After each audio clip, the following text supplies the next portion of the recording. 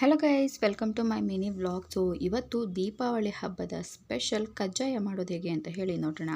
ಇದನ್ನು ನಾವು 3 ಡೇಸು ನೆನೆಸ್ಬೋದು ಅಥವಾ 1 ಡೇ ಅಂದರೆ 24 ಅವರ್ಸ್ ಕೂಡ ನೆನೆಸ್ಬೋದು.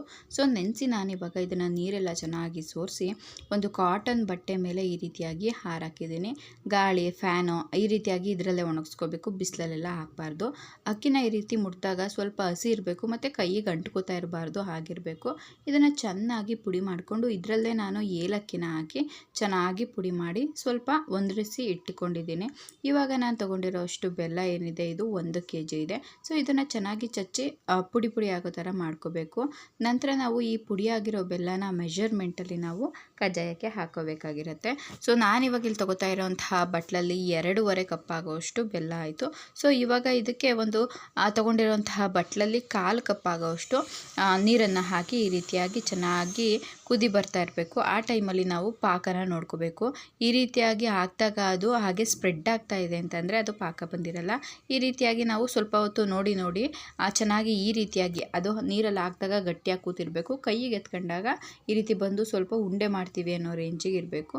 ಸೊ ಈ ಟೈಮಲ್ಲಿ ನಾವು ಉರಿನ ಸ್ವಲ್ಪ ಕಡಿಮೆ ಮಾಡ್ಕೊಂಡ್ಬಿಟ್ಟು ಇವಾಗ ನಾವು ತೊಗೊಂಡಿರೋಂತಹ ಅಕ್ಕಿ ಹಿಟ್ಟನ್ನು ಹಾಕೋಬೇಕಾಗಿರುತ್ತೆ.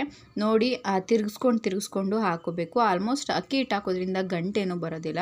ಸೊ ಆದರೂ ಕೂಡ ನಾವು ಕೇರ್ಫುಲ್ಲಾಗಿ ಅಕ್ಕಿ ಹಿಟ್ಟನ್ನು ಹಾಕ್ಕೊಂಡು ಚೆನ್ನಾಗಿ ಅದಾದ ನಂತರ ಸ್ವಲ್ಪ ಕೊಬ್ಬರಿ ಪುಡಿ ಮಾಡಿಟ್ಕೊಂಡಿರೋದು, ಹಾಗೆ ಎಳ್ಳು, ಬಿಳಿ ಎಳ್ಳಾದರೂ ಹಾಕ್ಕೊಳ್ಳಿ, ಕಪ್ಪು ಎಳ್ಳಾದರೂ ಹಾಕ್ಕೊಳ್ಳಿ. ನಮ್ಮ ಮನೆಯಲ್ಲಿ ಕಪ್ಪು ಎಳ್ಳಿತ್ತು ಅಂತ ನಾನು ಕಪ್ಪು ಎಳ್ಳನ್ನೇ ಹಾಕಿದ್ದೀನಿ. ಸೊ ಈ ಒಂದು ಕನ್ಸಿಸ್ಟೆನ್ಸಿ ಏನಿದೆ ಇದು ಹೀಗೆ ಇರೋದಿಲ್ಲ. ಚೆನ್ನಾಗಿ ಘಮ ಅಂತ ಸ್ಮೆಲ್ ಬಂದಮೇಲೆ ಇದನ್ನು ಎತ್ಕೊಂಡ್ರೆ ಅದಾದಮೇಲೆ ಒಂದು 6 ಅವರ್ಸ್ ಏನಾದರೂ ಬಿಡ್ತು ಅಂತಂದರೆ ಚೆನ್ನಾಗಿ ರೀತಿಯಾಗಿ ಗಟ್ಟಿಗೆ ಬಂದಿರುತ್ತೆ.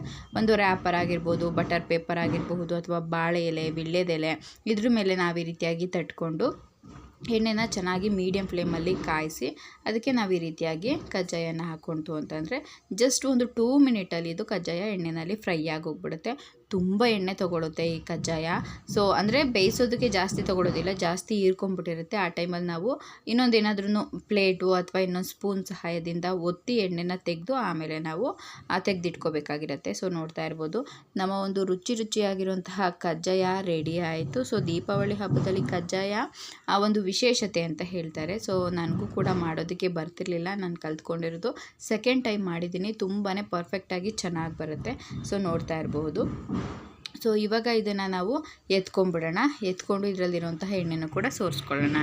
ಚೆನ್ನಾಗಿ ಎಣ್ಣೆ ಎಲ್ಲ ಸೋರಿಸಿದ ಮೇಲೆ ನಮ್ಮ ಒಂದು ಕಜ್ಜಾಯ ರೆಡಿ ಆಗಿರುತ್ತೆ. ಸೊ ಕಜ್ಜಾಯ ರೆಸಿಪಿ ಇಷ್ಟ ಆಯಿತು ಅಂದರೆ ತಪ್ಪದೆ ಚಾನಲ್ನ ಸಬ್ಸ್ಕ್ರೈಬ್ ಮಾಡ್ಕೊಳ್ಳಿ, ಹಾಗೆ ಫಾಲೋ